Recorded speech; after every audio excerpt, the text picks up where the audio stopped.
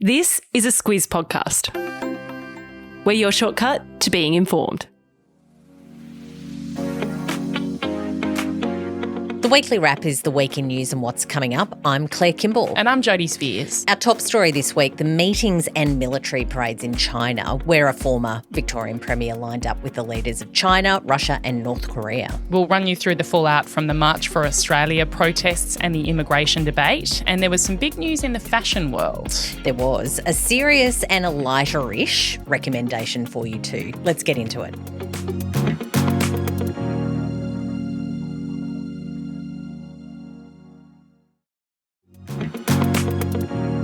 Before we dive in, a story that caught both of our eyes. Queen Mary of Denmark, our Mary, she's given the perfect mum response to a fashion choice made by her teenage daughter. Princess Isabella is 18 years old and she was spotted at a music festival wearing a T-shirt that basically said, "I had a roll in the hay with him yesterday," slightly more explicit language. It is banned merchandise apparently, and it raised some eyebrows in Denmark. Yes, Mary was asked about it. She was at an event and some reporters were there. She said, "At first I was a little confused. But let's put it this way, some decisions are better than others." It's a very diplomatic mum response. It was the perfect response and it seemed very authentic. I don't think she scripted that because you could see that she sort of paused and thought about it. And she didn't throw her daughter under the bus, but it wasn't a complete endorsement of the T-shirt either. If that's the biggest scandal that they've got going on at the moment, then I think the Danish royals are doing okay. They're doing fine. We're starting this week with China, where President Xi Jinping pulled off a massive flex. Over Sunday and Monday, there was the Shanghai Cooperation Organisation Summit that was in Tianjin, and Wednesday was this massive military parade in Beijing. It marked 80 years since the end of World War II. Of course, China and Japan were at it in that time too, so a really big one there. It was. I have to confess that I hadn't heard of the Shanghai Cooperation Organisation until we mentioned it last week. It's a security and economic bloc that includes China, Russia, India, Pakistan, Iran, several of the Central Asian nations, a lot of the stans. It is positioned as an alternative to the Western alliances. I'm absolutely in the same camp. My first thought was, what about BRICS? I thought BRICS was the big grouping of that, what they call the global south. So these, sort of developing nations. That BRICS group includes Africa, Latin America, as well as those Asian nations. I guess it's just like Western nations. We've got APEC, we've got the G7, we've got NATO, all of those sort of groupings, they have their own as well. So yes, this week really put that Shanghai Cooperation Organisation on my radar too. It's the SCO is the shorthand for it. They all need a shorthand. It's always good to get your bearings. So this SCO summit saw Xi gather leaders from about a dozen countries. Vladimir Putin from Russia was there, apparently Xi's best friend, as I think they've referred to before. But the headlines were about India's Narendra Modi showing up. India and China aren't friends, is the simple way of putting it. They've had massive border disputes. It's involved military clashes. There have been soldiers that have been killed in those, even quite recently. But they really generally sort of see each other as regional rivals. So Modi showing up and holding hands with Xi, quite literally holding hands. Every photo I saw from that weekend and into the early week seemed to be Modi and Xi holding hands. It was really quite something. Powerful symbolism. Conversations on that, of course, led back to US President Donald Trump. Trump slapped India with a 50% tariff on all its exports to the US. He said that that's a punitive measure for buying Russian oil, which the thinking goes bolsters their war against Ukraine. It's the highest tariff that Trump imposed on anyone. Yeah, I think Brazil is the only other nation that's got that 50% tariff, so they're right at the top of the tree. So the analysts say that Modi's looking at this, looking at what Trump's done and gone, seriously? Like, we're meant to be allies? Why are you doing this to us? So he shows up at Xi's summit, and that dynamic was really a focus of Xi's speech at that summit. He talked about equality of sovereignty of nations as well, choosing between war and peace. He's essentially saying the US-led order is unequal China is a really good, stable place. So that's the summit. On to Wednesday's parade in Beijing. It was commemorating the 80th anniversary of the end of World War II, and it was said to be the biggest peacetime military display ever. It was quite something. We're talking intercontinental ballistic missiles that can hit anywhere on Earth, hypersonic missiles that travel 5 times the speed of sound and are basically impossible to shoot down, missiles that could strike the US from hidden positions in the ocean. I'm no weapons expert, which Neither. will surprise everyone. But those who are say that those weapons that were put on display were deliberately chosen to really show that China can basically hit anywhere in the world. Frightening. And that China is a serious challenger to Western powers. So there was that raw show of force. Another big talking point was the political victory that Xi had with the people that he had at the parade. There were the expected dictators like Putin and North Korea's Kim Jong-un front and centre, but also Indonesia's new president Prabowo Subianto, Malaysia's Anwar Ibrahim, Vietnam's president and also Cambodia's king. Yeah, the point being those aren't pariah states, those latter ones that you mentioned. They're our neighbours. When half of Southeast Asia shows up at something like that to watch China's military might, and after India's leader, of course, was seen cozying up to Xi, the West strategy of trying to isolate China clearly isn't working. No, and again, lots of fingers pointing in Trump's direction because of this. Plenty of commentary saying that his approach has accelerated things here, the harmful tariffs, alienating allies like India, while going soft on adversaries like Russia. It's not just Trump, to be fair. Tensions with China have been building for years under a series of American presidents. Yeah, I must admit I got a bit stuck in the doom loop of reading about all of that this week. This sort of spiral has been going on for years and years, but this is a particular moment in time. I was talking to Andrew about it. We were saying it feels like a real moment in history, what's happened this week, this really visual display of it all. Let's cover off the Australian angle, because I reckon if you sort of just skimmed across the top of the news this week, you might have seen something about the Aussie angle. Australia didn't send anyone senior as a representative to that big parade. We sent a mid-level diplomat from our embassy. Not even the ambassador went. That was too senior for us. But there was the former Victorian Premier Daniel Andrews. He was front and centre. He sure was. He wasn't officially representing Australia. He was there in a private capacity, but he still made the official leaders' pictures. He was standing right in there with Xi, Putin, Kim Jong-un. It was quite breathtaking for a lot of Australians. The question is, why was he there at all? And the answer is that he's been building this China business for a while now. He's made at least 5 trips to China in the past year, meeting with massive Chinese state-owned companies. Yeah, he's working with these companies to help them expand their operations in Australia or get here at all. There's one company in particular that a lot of articles were written about his work with them. It's the China Energy Engineering International. It's already investing in our electricity grid. It's got a lot of renewable energy projects on the way. His business partner in all of this is a guy called Marty Mai. He was Andrew's advisor when Andrews was the Premier. He was in his office. He has very deep ties with the Chinese community here in Australia. He's someone who was known as being able to make those linkages so that there were political donations to Labor in Victoria. Reports say that he was also instrumental in that controversial Belt and Road deal that Victoria signed with China and that the federal government then stepped in and tore up. So when Andrews shows up in that photo with Xi, it's about business and demonstrating that he has access to Xi, and that is gold for him and his business. For his part, he said that his attendance at the parade was in Australia's national interest because of China's importance as a trading partner. That wasn't really bought by the coalition. Federal Parliament was sitting this week, so there was lots of opportunity to comment on that. The coalition's Andrew Hastie said that it was absolutely inappropriate for him to attend a parade of dictators. Prime Minister Anthony Albanese though, didn't take aim at Andrews directly. He said, "I'm not responsible for what every Australian citizen does. What I am responsible for is what our government does." Not just any old Australian citizen, really. Before we finish this up, Putin and Xi were caught on mic discussing longevity treatments while they were together. Putin is said to be obsessed with organ transplants that can extend life. Whether that's true or not, who knows? But what we do know is that both these leaders have removed limits on their leadership terms, so they're clearly planning on sticking around for quite a while.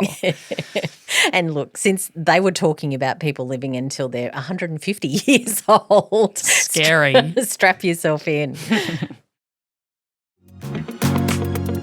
On to 3 other stories that we've been following this week. Let's start with the March for Australia protests. They were in several large cities last Sunday. Protesters there were calling for an end to what they call mass immigration. It ushered in a week of news really centred on that theme. Thousands of people attended these marches, and the Melbourne one in particular turned violent. The riot squad was called in to break up about 5,000 protesters and then counter-protesters who were clashing with each other. Dozens of men in black stormed an Indigenous protest camp called Camp Sovereignty, and that left 4 people injured. And the alleged leader of that was a neo-Nazi by the name of Thomas Sewell. So he's the guy who turned up a couple of days after the protest to yell at Victorian Premier Jacinta Allen at a press conference that she was giving in a public area. He was eventually arrested and charged with several offences in relation to Sunday's events.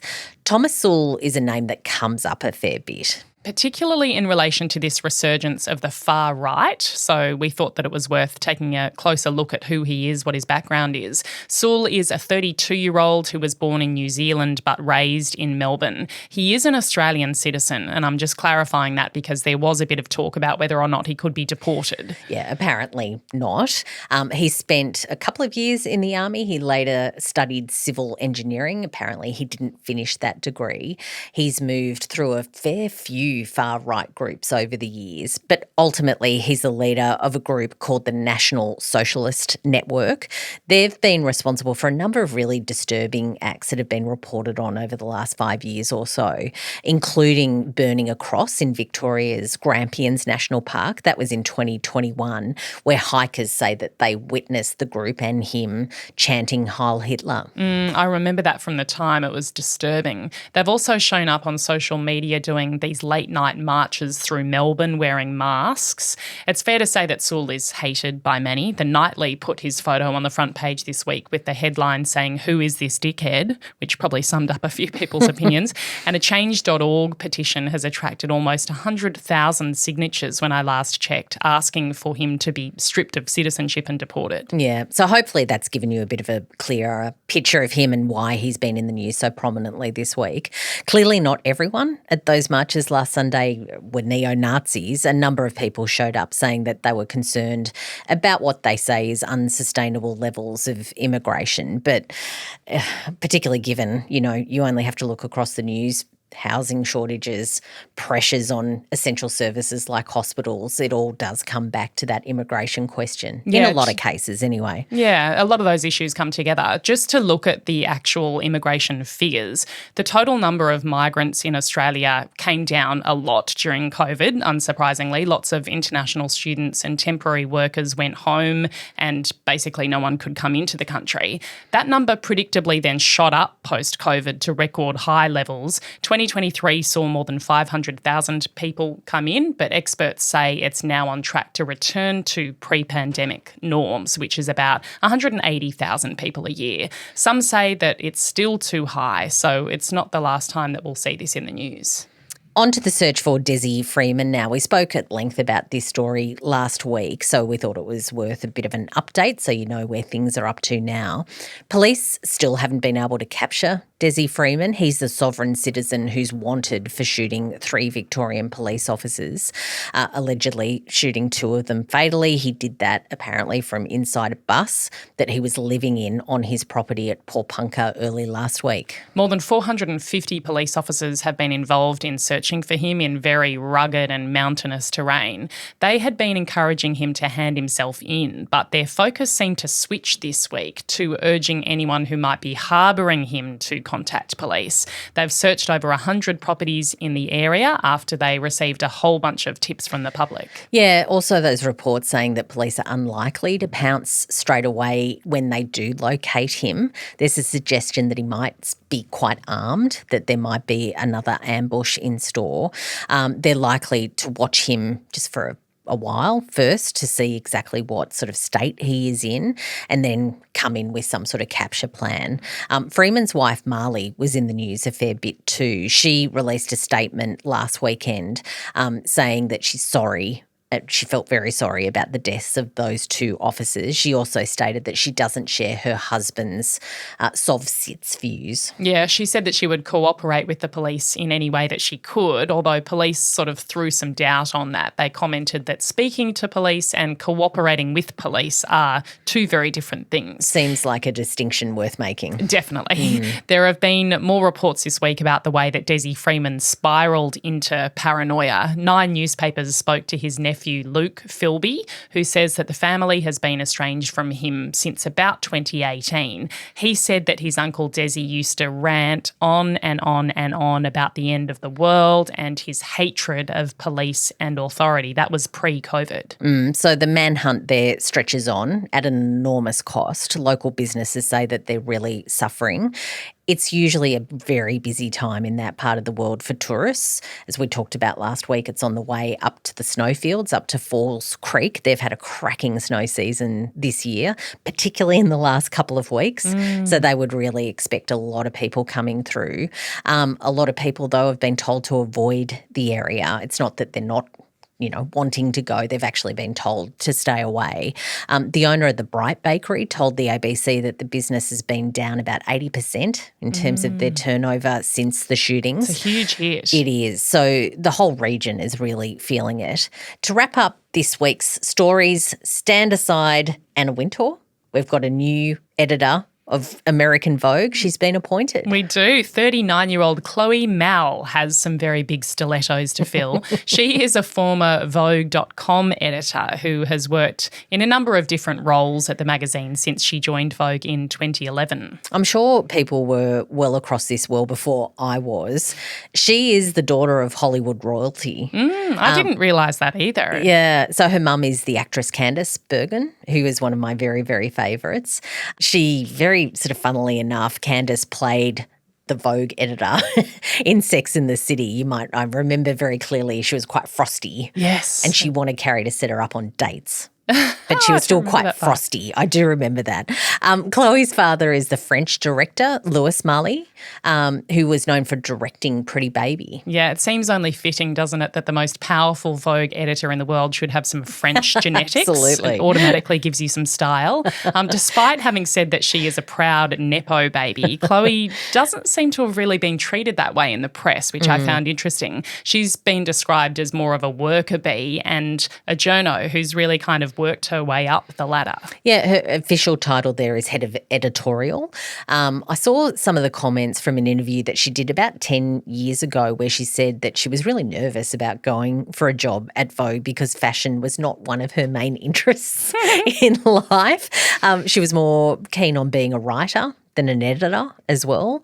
But she said that she was really seduced by this Vogue machine. She couldn't resist it. Oh, I can imagine that would be quite seductive. Anna Wintour insists that she is not going anywhere. She will be just, in an office down the hall. And she is actually 75 years old now, but she's not too keen to retire. She just wants to step away from that day-to-day running of Vogue.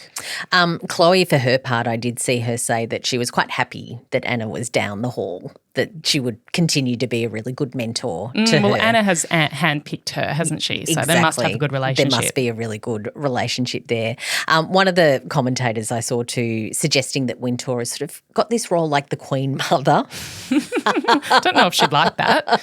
As Chloe becomes the new queen, perhaps. What Wintour said about Malle is that she has proven often that she can find the balance between American Vogue's long singular history and its future on on the front lines of something new. So it sounds like a pretty good fit for that role. Yeah, it's not easy to keep a 133-year-old glossy magazine relevant in the 2020s and beyond. But Chloe Malle apparently managed to double traffic to the Vogue website when she took over in 2023. Wow. So that's a good start. Really good start.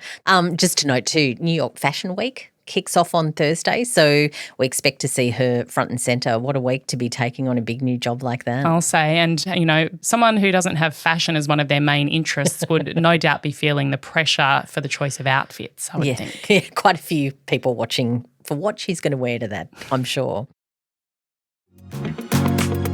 All right, let's take a look at what's coming up in the week ahead, starting with today. The Wallabies take on Argentina in the Rugby Championship. That's in Townsville. Yep, kick off at 2:45 p.m, a nice family-friendly afternoon slot. It's their first home test of the Rugby Championship, which is a comp between us, South Africa, Argentina and New Zealand. This is round 3. We have won 1 and lost 1 against the Springboks, and Argentina is apparently coming in hot. Yep, they beat the All Blacks at home last weekend. That wasn't really expected, but they did a good job there. Sunday morning, very early again, 2 a.m. Eastern Time, the Wallaroos play England. That's in the Women's Rugby World Cup. They need a result there to make it out of the pool stage. We chatted recently about the pool of death that we're in with England, USA and Samoa. The Wallaroos won the first game against Samoa and we drew 31-all with the USA last weekend. So we need that win on Sunday morning. I feel quite invested in this one because the pool of death has stuck with me. It's memorable, isn't it? I really hope they do well there. If you're into astronomy and you're into rugby, it's going to be a couple of early mornings for you. Or you're an insomniac. You're an insomniac, maybe. That's probably the dream scenario. Sunday night into Monday morning, we've got a total lunar eclipse that's visible from Australia. It'll be the longest total lunar eclipse since 2022. Totality is lasting about an hour and 22 minutes. Totality is the period when the moon is completely covered by the Earth's darkest shadows. It's something that's called umbra. I've never known so much about lunar eclipses, but I'm all over it now. Long story short, the moon will turn that very sort of dark blood red colour. Best viewing apparently will be from Western Australia, where you'll see the whole thing from start to finish. If you're on the East Coast, totality runs from about 3:30 to 4:52 a.m. Monday morning. Also on Monday, the funeral for Detective Leading Senior Constable Neil Thompson will be on. He was getting ready to clock off for the very last time and retire after 38 years with Victoria Police when he was killed in Popunka. Also on Monday, we're getting the sentencing for Erin Patterson. That's being live streamed, 9:30 a.m. Eastern Time. Jodie, I reckon you're cleared your diary. I will be tuning in. I'm meant to be having coffee with Kate, but we'll cancel push that. it back. Bad luck, Kate. Sorry about that. It's the first time that something from Victoria's Supreme Court has been broadcast live. Justice Beale gave a really special exemption for that because of the huge interest in it. Yeah, he said it was an opportunity to increase understanding of the work of the court. There's been so much coverage of this case. We've spoken about it a lot. Stan's got a doco series. There are books coming out. The public appetite for details is extraordinary, so no doubt a few people will be on that live stream. It also makes me wonder, before we get into also on Monday, he's the one delivering the sentencing, right? Mm-hmm. It's an interesting opportunity for him just to deliver a whole thing to the camera. Well, someone said to me the other day, judges are like the new rock stars. We had Justice Lee presiding over the Bruce Lehrman case, and now, some of them embrace it more than others. But not suggesting that he's looking for coverage, just pointing that out. Interesting. Well, when else might you get the opportunity? Exactly. Also on Monday, the Pacific Islands Forum Leaders Meeting will kick off in Honiara in the Solomon Islands, and that runs through to Friday. Yep, the PIF. Prime Minister Anthony Albanese will be heading to the PIF. It's a particularly sensitive meeting this year because of all the geopolitical tensions in the region. There's even talk about China gate crashing that meeting. Okay, the Solomons is quite close to China these days, so that will be something to watch. Speaking of global meetings, Tuesday marks the opening of the 80th session of the United Nations General Assembly. That high-level debate doesn't really start until later this month, but it is opening. They're going to be getting into issues later in September around things like recognising Palestinian statehood. So we can park that for now. We'll be coming back to it at some point soon. Also on Tuesday, the High Court's hearing a really notable trademark dispute. Yeah, this is between the Aussie fashion designer Katie Taylor and the pop star Katy Perry. The designer's name was Katy Perry before she got married, and that was Katie spelt with an IE, not a Y. She registered the trademark in 2008, but Katy Perry, the singer, spelt with a Y, has been using the name apparently since 2002. We were doing some research, Jodie, on this before we started. Interestingly, Katy Perry, the singer's real name is Catherine Hudson. Doesn't have quite the same ring to it. But as you say, she's been Katy Perry for more than 20 years. The federal court sided with the singer last year, saying that the designer's trademark wasn't valid because she knew about Katy Perry, the singer, and her reputation when she registered it, even though it has that slightly spelling variance in it, i.e. rather than Y. It's a case that's been going on for years and years now. It's going to be in the High Court. I have a very good friend called Kate Perry, so I'll have to warn her if she wants to set up her own business to come up with another name. It's a very difficult one, that one. Wednesday, Telstra CEO Vicky Brady is at the National Press Club. Thursday, New York Fashion Week starts, as we mentioned before. Darwin's International Film Festival begins, and for movie buffs, Spinal Tap 2 comes out. People have been waiting for that sequel for 40 years. I think fans will know what I'm saying when I say that this one will go to 11. I don't even know what you're talking about. Just roll with that. Okay. Friday, Brazil's Supreme Court has until Friday to deliver a verdict about former President Jair Bolsonaro. He's accused of plotting a coup after he lost the 2022 election. If convicted, his sentence could exceed 40 years in prison. Security has been ramped up in the capital. They're obviously quite concerned about some potential unrest there. As you alluded to, that decision could come any time between now and the end of next week, but the smart money's on Friday. Yeah, let's see how that goes. Also on Friday, the NRL finals begin. It's been a huge year for the Canberra Raiders. Go the Raiders. I have a few friends who are Raiders fanatics, so they've had a very good year. A rocky one this year for the Penrith Panthers. They were the reigning premiers going into it. They're finishing the season quite a bit further down the ladder than they'd like. Yeah, they're in 7th place as they head into the final weekend of the regular season. I'd quite like to see the medals shared out a bit. A new Do they get premier. medals? Trophies? Yeah, there's medals. I think there's Cups? trophies. All those things. Rings. I think there's even a ring these days. Oh, that'd be quite nice. The Panthers have won the last 4 grand finals in a row, so time to share it out. The AFL has already started their finals, and that means that the grand finals won't be on the same weekend this year. Sometimes they are, sometimes they aren't. It's a big weekend for football fans when there's the NRL and AFL on the same weekend, but it is spreading out the joy for those ardent footy fans this year. Jodie, Squiz recommends. I have a podcast recommendation. We're podcast people. You're listening to this podcast, so it might be a good one for you.